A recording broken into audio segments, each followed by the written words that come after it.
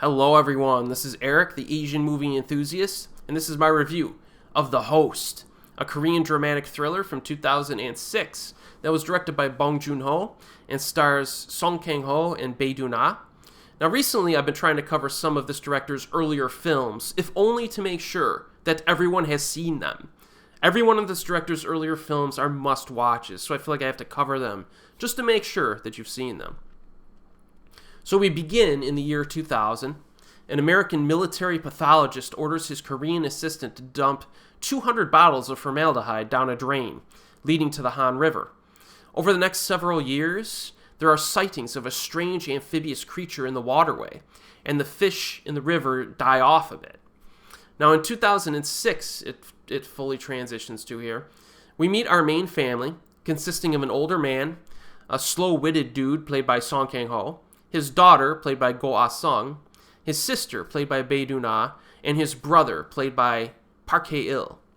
Unfortunately, this family's life is turned upside down when the monster appears and engages in a series of attacks against humans near the Han River.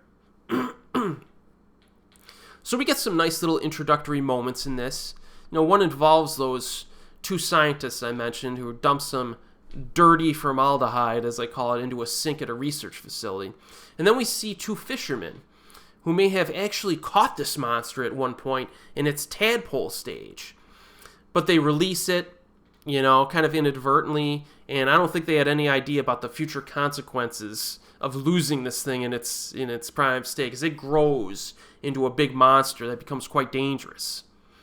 And then we have a man who is committing suicide, but on a bridge, and he's about to jump into the river, but he sees the shadow of the monster under the water. So it's kind of a nice little montage of sorts to set things up. I like it. The monster shows up 15 minutes into the film, so it doesn't waste time in that regard.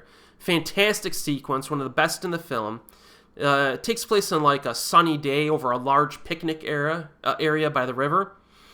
And this film does a really good job of using like artificial silence during key moments to kind of increase the intensity and the dramatic impact of those moments. A very effective tool that they used here. And we see this used multiple times throughout the film. The design of the monster, it's pretty cool. It looks like a fish that developed a land running ability for hunting purposes. You know what I mean? The CGI effects are not flawless, but they are good enough to suspend disbelief, and I think they've held up pretty well, especially for a Korean film from 2006. It was definitely above average in that regard, for sure. There are some other good monster moments in this. That includes a final confrontation, which is rather exciting.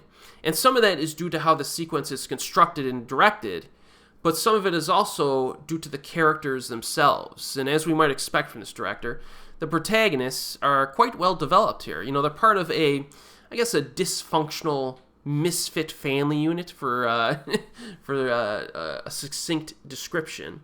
Each one of them has their own flaws and problems that they're dealing with. So it adds more of a dramatic impact when they eventually kind of come together and overcome those flaws for a common goal. So it's a really nice setup, good traditional filmmaking qualities in this, and it all kind of comes together at the end.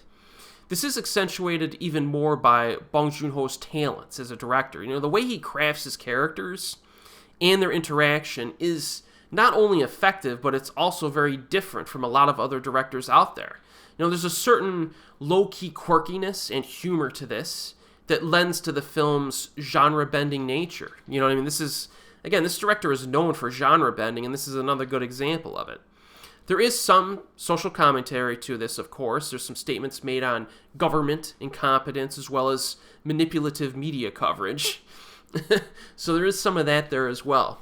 There's not much more to say about this flick. If you have not seen it, I think it's a must-watch. Really, this is one of those directors whose filmographies are not that big. He hasn't made that many films, so it's pretty easy to just binge and watch everything he's done. If you could find everything, just watch it all. And I would definitely recommend that. So The Host, you got to watch it if you're even remotely interested in Korean film. It's available on streaming and physical media. And as always, I will see you next time.